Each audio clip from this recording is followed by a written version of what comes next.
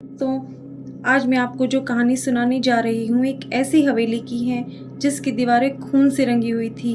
उस हवेली का नाम था खूनी हवेली, जो कि चंदनगढ़ में है। गांव में सबको पता था कि वहाँ भूतों का डेरा है, इसलिए वहाँ आसपास भी कोई नहीं भटकता था। भेड़ बकरियां चराने वाले भी उसके आसपास नहीं जाते थे, जानवर भी दुबक के भाग जाते थे। इस हवेली में एक बहुत ही जालिम शिकारी रहता था, जो जानवरों का शिकार करते करते कभी इंसानों को भी मार देता था। जब लोगों को ये बात पता चली तो सारे गांव वालों ने उसको मिलकर मौत के घाट उतार दिया। लेकिन बात यही खत्म नहीं हुई। उस शिकारी की आत्मा उसी हवेली में वापस आई और उसकी खुद की तस्वीर में जाके छुप गई। जब उस शिकारी के हवेली में हिस्से मांगने वाले रिश्तेदार वहां आए तो उस जालिम शिकारी की आत्मा ने सबको मौत के घाट उतार दिया और सबके कटे हुए सिर को बाहर रास्ते पे फेंक दिया, ताकि सब लोग ये समझ जाएं कि शिकारी की आत्मा अब लौट आई है। इस बात को कई साल बीत गए। वहां अब ना तो कोई हवेली थी, ना ही कोई शिकारी। इतने साल बीत जाने के बाद सब कुछ तहस नहस हो गया। बस कुछ पत्थर और टूटी ही दीवारें ही हवेली की मौजूदगी बता रही थी।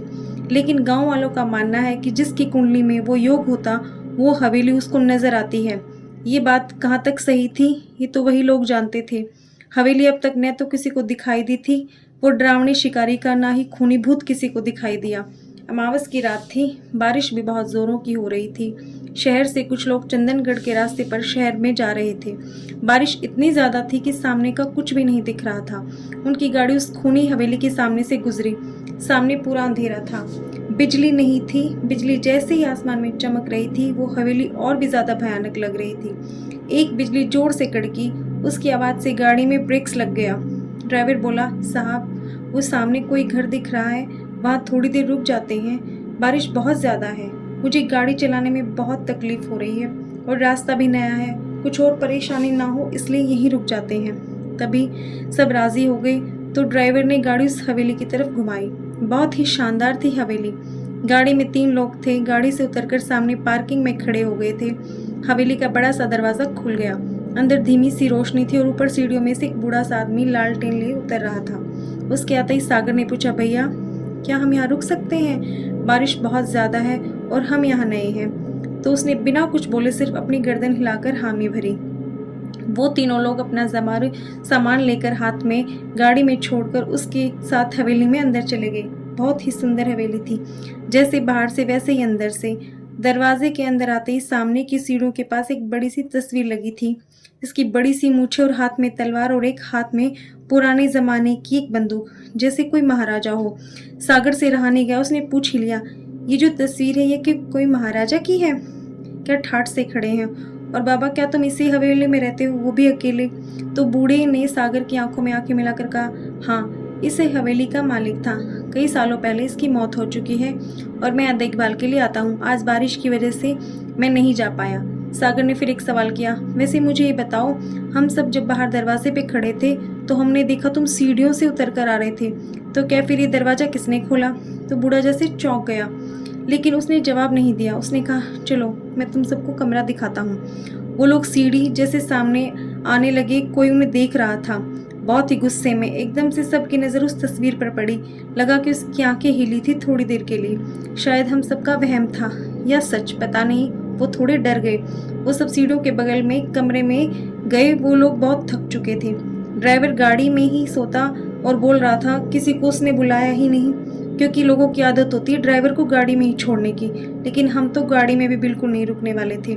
रमेश, सागर और शिरीष बिल्कुल भी नहीं रुकने वाले थे। दोनों अपना सामान अंदर कमरे में रख दिया। वो इतने थक चुके थे कि लेटते उनकी आंख लग गई। जगह नहीं थी, लेकिन बाहर बहुत ठंड थी और अंदर काफी गर्म। शायद आधी रात का समय होगा। शिरीष एकदम से चिल्लाने लगा। बाकी दोनों दोस्त जाग गए। शिरीष को कोई सपना आया था। शिरीष बता रहा था, उसने ऐसा लगा जैसे सपने में वो फोटो वाला आदमी उसको मारने के लिए आया हो। बाकी दोनों दोस्तों को ही मजाक लगा, लेकिन उन्होंने शिरीष को समझा के शांत किया। लेकिन बाद में वही सेम सपना रमेश को भी आया और सागर को भी। उसके बाद सब डर गए। इतना तो समझ में आ गया था कि यहाँ कुछ तो गड़बड़ है। बाहर निकलने के लिए आवाज लगाई तो उस बूढ़े ने दरवाजा बाहर से बंद कर दिया था। लग रहा था कि सबको जानबूझ के फंसा गया हो। अब समझ नहीं आ रहा था कि वो क्या करें।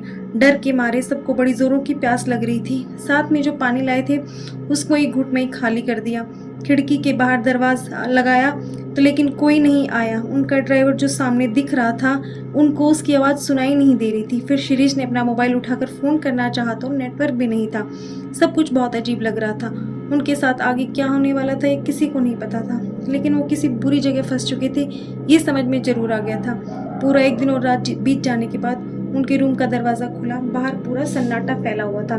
जो बूढ़ा आदमी उनको मिला था उसका कोई पता नहीं था। तीनों दोस्त पागलों की तरह सारी हवेली छानने लगे, लेकिन बाहर जाने पर दरवाज़ा कोई नहीं मिला।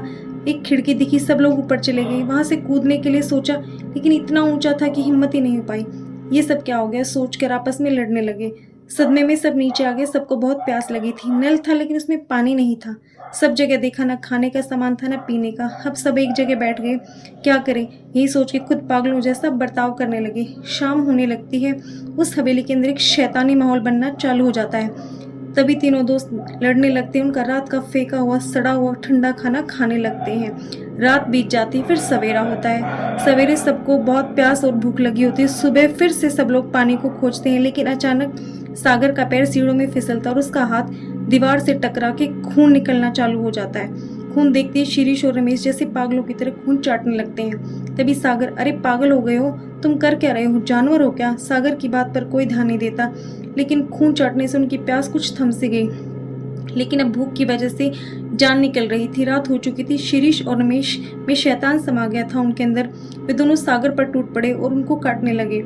खूनी खेल चालू हो गया। शैतान ने उन दोनों को अपने वश में कर लिया। उस शिकारी की आत्मा ने दोनों को सागर का शिकार करने का जैसे आदेश दे दिया। वो उसको काट रहे थे और खून को पी रहे थे। सागर की जान बची ही कितनी थी। 2 दिन से भूखा था और बच नहीं पाया। सागर की मौत हो गई। शिरीष और रमेश अब भी उसके पास बैठ के उसका मांस खा रहे थे, जैसे कोई भेड़िया मरे हुए जानवर का मांस नोच रहा हो। वो मंजर बहुत ही डरावना दिख रहा था। खून पीना और मांस खा के वे दोनों आदमखोर बन चुके थे। अब दोनों को शांति की नींद आ गई। सुबह सारी हवेली में सड़े मांस की गंध फैल चुकी थी। सुबह उठकर फिर दोनों ने सागर की लाश में से खाना चालू किया। उनके अंदर क्या इंसान जैसे मर चुका था। रात होते अब लाश में कीड़े घूमने लगे थे। अब शिरीष और रमेश बगल के कमरे में जाके सो गए, लेकिन प्यास और भूख उनका पीछा कहाँ छोड़ने वाली थी। दोनों ने एक दूसरे का शिकार करना चालू कर दिया। रमेश ने चालाकी से दरवाजे के बाहर खड़ा रहकर पीछे शिरीष के ऊपर वार किया। शिरीष का सिर किसी नारियल की तरफ फट चुका था। जमीन पे खून ही खून था। रमेश जानवरों की तरह उसे खाने लगा और उसको बिल्कुल उसका सारा मांस खा गया। हैवानियत अपनी चरम सीमा पे थी। शैतान उसके ऊपर हावी हो चुका था। शैतान ने रमेश को कोई सोचने का मौका नहीं दिया और अपनी भूख मिटा के अब आराम से सुबह होने वाली थी। पहली किरण हवेली के अंदर पहुंची और दरवाजा खुल गया हवेली का, जैसे सालों से बंद पड़ा था। रमेश अब ठीक से चल नहीं पा रहा था। बाहर निकलकर देखा तो बारिश रुक चुकी थी। उसने गाड़ी को देखा, वहां जैसे तैसे करके पहुंचा। दरवाजे पर जोर से हाथ मारा। ए ड्राइवर, ड्राइवर। ड्राइवर हड़बड़ा के उठता है, बोला हाँ सर। वो रमेश से उठाकर गाड़ी में बिठाता है। साहब, सब लोग कहाँ हैं? ड्राइवर ने रमेश से पूछा। रमेश रोने लगता है। वो दोनों उस हवेली में, और जैसे ही गाड़ी की खिड़की से बाहर देखता है पूरा चौंक जाता है। वहाँ कोई हवेली नहीं थी, सिर्फ कुछ टूटी हुई दीवारें थी, मिट्टी के ढेर थे। सब कुछ समझ के परे था। खुद पागलों जैसे महसूस करने लगा था रमेश। तभी हम लोग यहाँ इतने दिन से उस हवेली में थे, तूने हमको ढूंढा क्यों नहीं ड्राइवर? शंकर चिल्ला के ड्राइवर पर चढ़ने लगा। सब साहब कल रात को यहाँ आए थे, सिर्फ बारिश के लिए रुके थे। ड्राइवर डर के बोल रहा था। अब मानो शंकर का खून सूख गया हो। उसके साथ पिछले 4 दिन से जो हो रहा था वो क्या था? सपना या कोई छलावा? हवेली गायब और उसके दोनों दोस्त भी, तो सब शंकर ही जानता था। वो बर्फ की तरह एक जगह जम गया और हिल भी नहीं पा रहा था। ड्राइवर ने जरा डर के शंकर को हाथ लगाया। साहब, शंकर गाड़ी की सीट पे गिर जाता और सदमा सहन नहीं कर पाता और उसकी मौत हो जाती है। उस हवेली में क्या हुआ, उसके साथ क्या हुआ, दोस्त कहाँ गए, किसी को कुछ पता नहीं। ये सारी रात शंकर की मौत के साथ ही दफन हो गए। मेरी आज की कहानी समाप्त होती है। धन्यवाद। मेरे चैनल को लाइक करें, सब्सक्राइब करें।